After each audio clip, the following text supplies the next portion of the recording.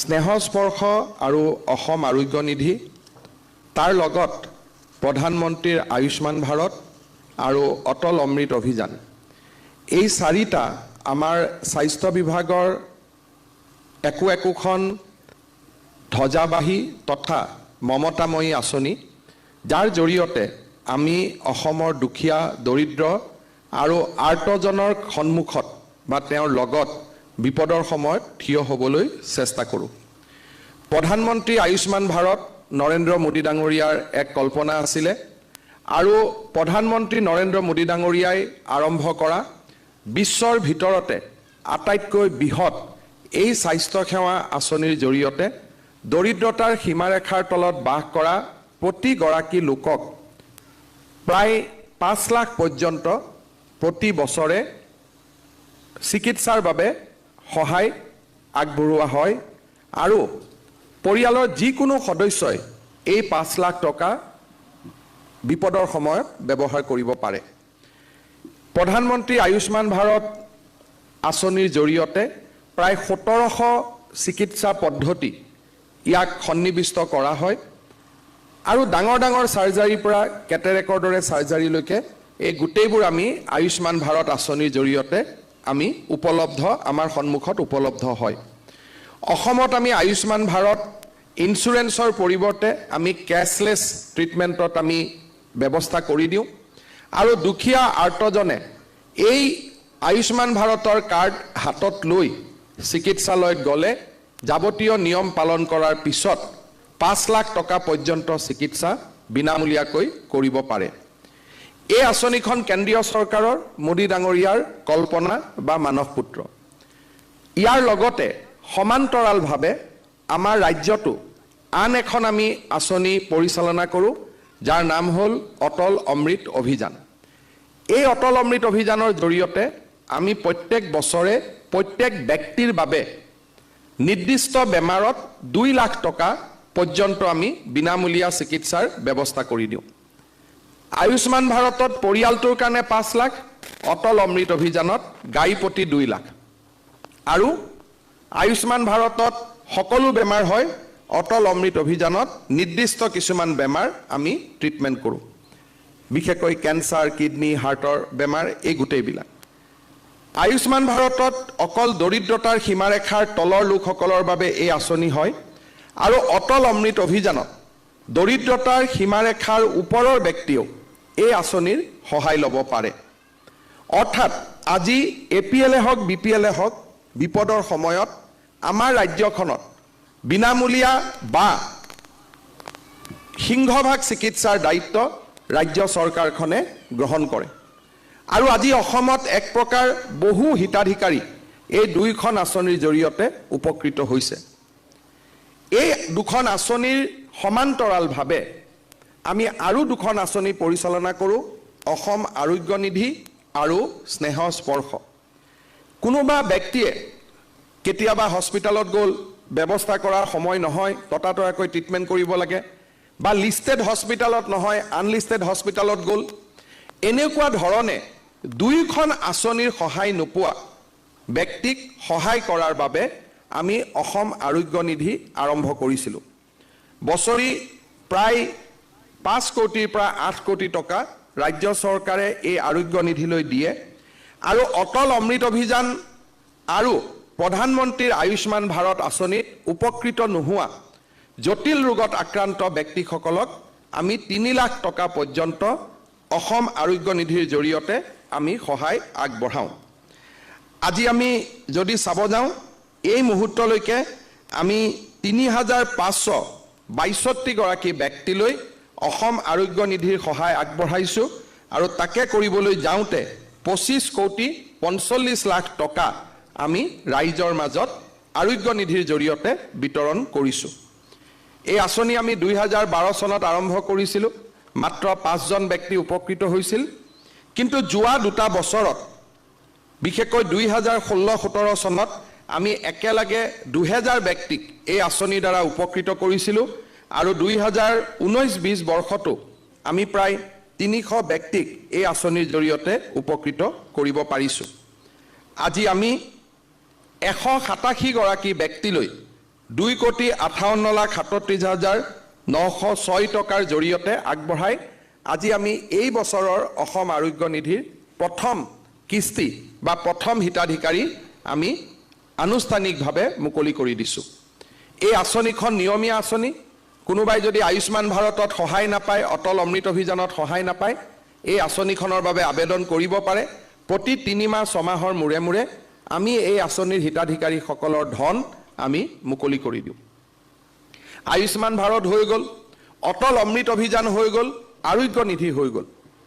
কিন্তু তাৰ পিছতো আমি এনেকুৱা ৰোগ দেখা পাওঁ যি ৰোগ কোনো কাৰণতে সাধাৰণ লোকে নিজৰ টকা পইচা খৰচ কৰি চিকিৎসা কৰিব নোৱাৰে। সাধাৰণ লোক বাদ দিয়ক, যদি আমি মধ্যম বৰ্গৰ ব্যক্তিও কওঁ, যিকোনো এজন চৰকাৰী কৰ্মচাৰী কওঁ, কমিশনাৰ ডাইৰেক্টৰ লেভেলত থকা ব্যক্তি এজনেও এই বেমাৰৰ চিকিৎসা, কিছু বেমাৰ আছে তাৰ চিকিৎসা চৰকাৰৰ পৰা সহায় নাপালে নিজৰ ধনেৰে কৰিব নোৱাৰে। হয় মাটি বাৰী বিক্ৰী কৰিব লাগিব, আৰু নহ'লে যি হ'ব হ'ব বুলি ঘৰতে ঔষধ পথ্যপাতি খুৱাই আমি নিজৰ ঘৰতে ভাগ্যৰ সন্মুখীন হ'ব লাগিব।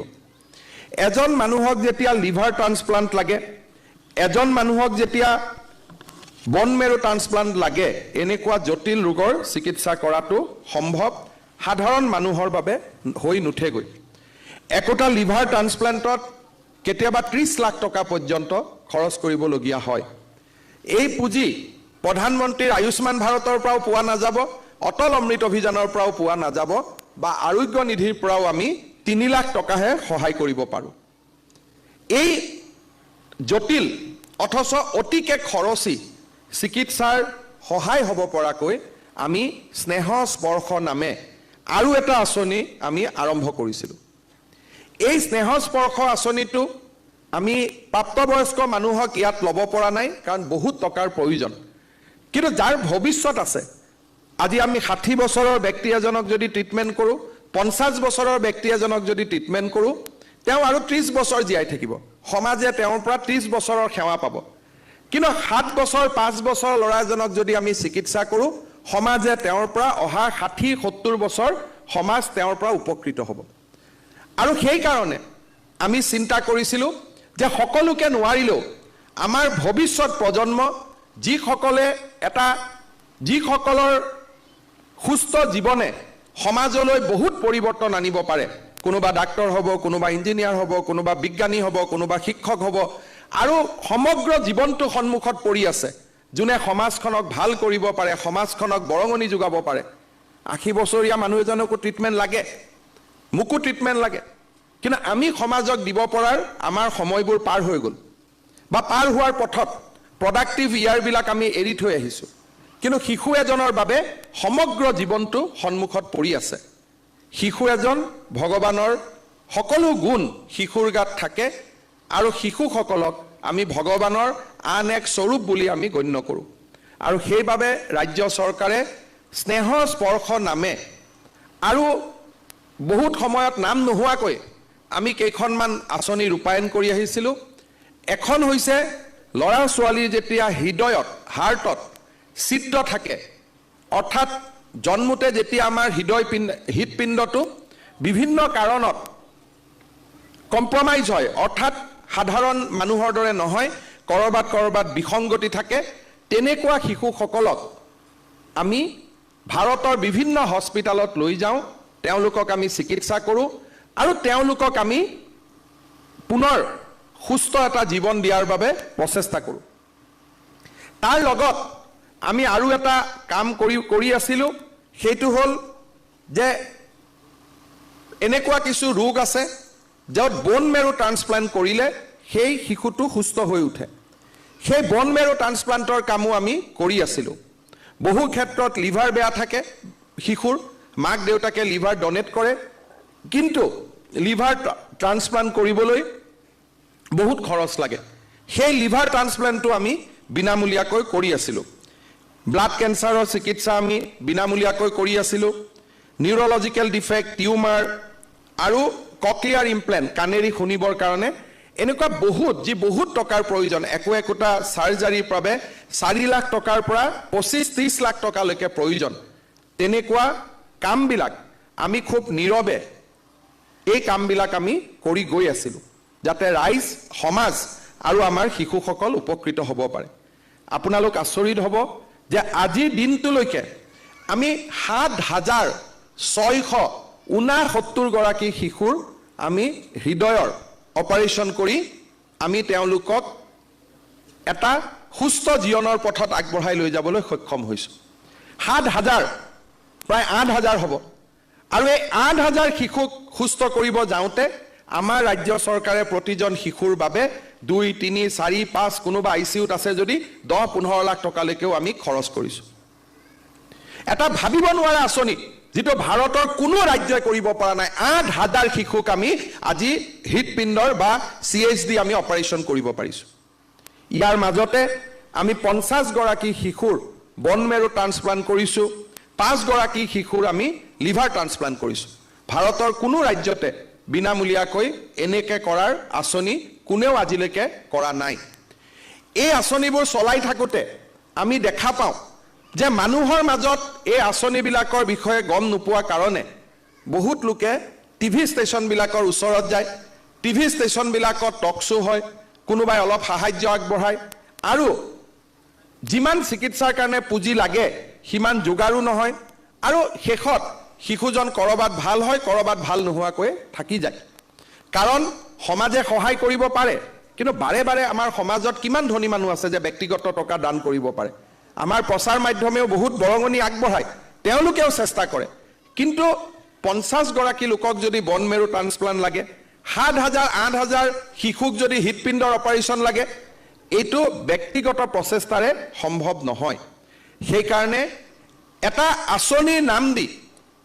আৰু প্ৰত্যেক গৰাকী দুখীয়া আৰু দুখীয়া হওক নহওক প্ৰত্যেক গৰাকী শিশুক সহায় কৰাৰ বাবে আমি এটা নতুন পন্থা আজিৰ পৰা হাতত ল'ব খুজিছোঁ সেয়া হৈছে স্নেহ স্পৰ্শ নামটো আগৰ পৰাই আছিলে চেগা চুৰুগাকৈ কাম চলি আছিলে এতিয়াৰ পৰা আমি সিদ্ধান্ত লৈছোঁ যে প্ৰতি মাহৰ 10 তাৰিখে যাৰে এনেকুৱা ঘটনা হ'ব ঘৰত বন মেৰু ট্ৰান্সপ্লান্ট লাগে লিভাৰ ট্ৰান্সপ্লান্ট লাগে যি লাগে যদি শিশুটোৰ বয়স 12 বছৰতকৈ তলত হয় প্ৰতি মাহৰ 10 তাৰিখে এই গুৱাহাটী মেডিকেল কলেজলৈকে শিশুৰ দেউতাক মাকে শিশুগৰাকীক লৈ আহিব আমি ইয়াতে প্ৰাৰম্ভিক পৰীক্ষা কৰি শিশুজনক মুম্বাই লৈ যাব লাগে কৰ্ণাটক লৈ যাব লাগে গুৱাহাটী মেডিকেল কলেজতে কৰিব লাগে এই ট্ৰিটমেণ্টৰ আমি ব্যৱস্থা কৰিম অৰ্থাৎ এতিয়াৰ পৰা বিশেষকৈ সংবাদ মাধ্যমৰ বন্ধুসকলকো মই জনাব খোজো যে এনেকুৱা যিকোনো দুৰ্ভগীয়া শিশুৰ খবৰ পালেই আমি প্ৰত্যেক মাহৰ 10 তাৰিখে গুৱাহাটী মেডিকেল কলেজলৈকে লৈ আহিব লাগে আমি ইয়াতে স্ক্ৰিনিং কৰিম আৰু যি হস্পিটালত পঠাব লাগে সেই হস্পিটালত আমি তেওঁলোকৰ ট্ৰিটমেণ্টৰ ব্যৱস্থা কৰিম বিশেষকৈ 3টা ৰোগ হৃদয়ৰ ছিদ্ৰ বা আমাৰ য'ত CHD বুলি কয় হৃদপিণ্ডৰ বেমাৰ বন মেৰু ট্ৰান্সপ্লান্ট লিভাৰ ট্ৰান্সপ্লান্ট আৰু কিডনি ট্ৰান্সপ্লান্ট কিডনি লিভাৰ বন মেৰু আৰু হৃদয়ৰ অপাৰেশ্যন এই 4টা বেমাৰত যি শিশুৱে কষ্ট পাই আছে বা যি শিশুৱে 4টা বেমাৰত আক্ৰান্ত হৈছে তেওঁলোকৰ বাবে আমি এই ব্যৱস্থা আৰম্ভ কৰিছোঁ প্ৰত্যেক মাহৰ 10 তাৰিখে আমাৰ ইয়াত স্ক্ৰিনিং হ'ব আৰু ইয়াৰ পৰাই আপোনালোকৰ বাবে ট্ৰিটমেণ্টৰ ব্যৱস্থা কৰা হ'ব সি ধনী মানুহ হ'লেও আমি কৰিম দুখীয়া মানুহ হ'লেও কৰিম কোটিপতিৰ ঘৰৰ ল'ৰাকো কৰিম আৰু একেবাৰে দুখীয়া দৰিদ্ৰতাৰ সীমাৰেখাৰ তলৰ ঘৰৰ ব্যক্তিজনৰ ল'ৰা ছোৱালী হ'লেও আমি কৰিম যাতে সকলো শিশুকে আমি আমাৰ ৰাজ্যখনত সুস্থ কৰিব পাৰোঁ নিৰাপদ কৰিব পাৰোঁ যিসকলৰ দেউতাক মাকে এই খৰচ নিজেই কৰিব পাৰে তেওঁলোক হয়তো আমাৰ ইয়াত নাহিব কিন্তু আমাৰ দুৱাৰ আমি সকলোৰে বাবে মুকলি কৰি ৰাখিম যোনে ইয়াত আহিব তাৰ বাবে আমি যেনেকৈ মন্দিৰত সকলো যাব পাৰে কোনোবা নিজে নাযায় বেলেগ কথা কিন্তু যোৱাৰ দৰ্জা সকলোৰে বাবে খোলা থাকে তেনেকৈ আমাৰ এই স্ক্ৰিনিং চেণ্টাৰ সকলোৰে বাবে খোলা থাকিব প্ৰতি মাহৰ 10 তাৰিখে আমি ইয়াত বন মেৰু ট্ৰান্সপ্লান্ট হাৰ্টৰ বেমাৰ কিডনি ট্ৰান্সপ্লান্ট আৰু আমি লিভাৰ ট্ৰান্সপ্লান্টৰ প্ৰয়োজন হোৱা শিশুসকলক আমি সহায় কৰিম এই আঁচনি অত্যন্ত ব্যয়বহুল আঁচনি হ'ব কাৰণ যদি 50 জন ল'ৰা ছোৱালীও যদি আহে বছৰত যদি 100 জন ল'ৰা ছোৱালীকো লিভাৰ ট্ৰান্সপ্লান্ট লাগে তেতিয়াহ'লে 30 লাখ টকা 20 লাখ টকাও যদি আমি প্ৰত্যেকটো পেচেণ্টৰ এগেইনষ্টত ধৰোঁ প্ৰায় 20-30 কোটি টকা খৰচ হ'ব বাকী বেমাৰবিলাকৰ কথা আমি ক'ব নাযাওঁৱেই কিন্তু আমাৰ ৰাজ্যখনৰ মমতাময়ী হৃদয়স্পৰ্শী যিটো চৰিত্ৰ তাক প্ৰকাশ কৰাৰ কাৰণে আজি আমি এই অভিনৱ আঁচনিখন গ্ৰহণ কৰিছোঁ। আমাৰ ৰাজ্যখন যোৱা 6টা মাহত কোভিড-19ৰ সৈতে যুঁজি আছে। কোভিড-19 চলি থকাৰ পৰিপ্ৰেক্ষিতত আমাৰ হস্পিটালসমূহত এনেকুৱা ধৰণৰ আঁচনিৰ প্ৰতি আমি চকু দিব পৰা নাছিলোঁ। লাহে লাহে কোভিড-19ৰ বিষয়ে আমি বুজিলোঁ। প্ৰথমতে আমি যি ধৰণে ভাবোঁ, ভয় খাওঁ, এতিয়া আমি বুজি পাওঁ যে মাস্কখন ব্যৱহাৰ কৰিলে কোভিড নহ'ব, বা কোভিডৰ হ'লেও যদি প্ৰথমতে আমি হস্পিটালত আহোঁ তেতিয়াহ'লে ডক্টৰসকলে আমাৰ জীৱন ৰক্ষা কৰিব পাৰে। আৰু লাহে লাহে কোভিডৰ চিকিৎসাৰ ওপৰতো আমাৰ ডক্টৰ আৰু নাৰ্ছসকলে বা পেৰামেডিকসকলে গোটেই বিষয়টো আয়ত্ত কৰি ল'ব পাৰিলে। তাৰ পৰিপ্ৰেক্ষিতত এতিয়া আমি আন বেমাৰৰ চিকিৎসাবিলাকো যাতে সুচাৰুৰূপে হয় তাৰ বাবে আমি আমাৰ কাম আৰম্ভ কৰিছোঁ। আৰু লাহে লাহে আমাৰ প্ৰত্যেকখন মেডিকেল কলেজ হস্পিটালত আন বেমাৰৰ চিকিৎসাও আমি সমানে চলাই গৈছোঁ। তাৰ লগে লগে কোভিড-19ৰ কাষে কাষে এই স্নেহস্পৰ্শ আৰোগ্য নিধি, অটল অমৃত অভিযান, প্ৰধানমন্ত্ৰীৰ আয়ুষ্মান ভাৰতৰ দৰে সুন্দৰ আঁচনিবিলাকো আজি আমি আগবঢ়াই লৈ যাবলৈ ভগৱানে নকৰক। কিন্তু কিবা কাৰণত যদি আপোনাৰ শিশুৰ বেমাৰ হৈছে, বিশেষকৈ ডক্টৰে যদি কৈছে যে হাৰ্টৰ অপাৰেশ্যন লাগিব, লিভাৰ ট্ৰান্সপ্লাণ্ট লাগিব, কিডনি ট্ৰান্সপ্লাণ্ট লাগিব বা বন মেৰু ট্ৰান্সপ্লাণ্ট লাগিব, আপোনালোকে টকাৰ অসুবিধাৰ কাৰণে ল'ৰাটোক ঘৰত বহাই নাৰাখিব, ছোৱালীজনীক ঘৰত বহুৱাই নাৰাখিব। প্ৰত্যেক মাহৰ 10 তাৰিখে মেডিকেল কলেজলৈ লৈ আহিব। আমি আপোনাৰ ল'ৰা ছোৱালীক, আমাৰ ল'ৰা ছোৱালীক সুন্দৰভাৱে পৰীক্ষা কৰি ভাৰতৰ বিভিন্ন অগ্ৰণী চিকিৎসালয়ত আমি ট্ৰিটমেণ্ট কৰাৰ ব্যৱস্থা কৰিম।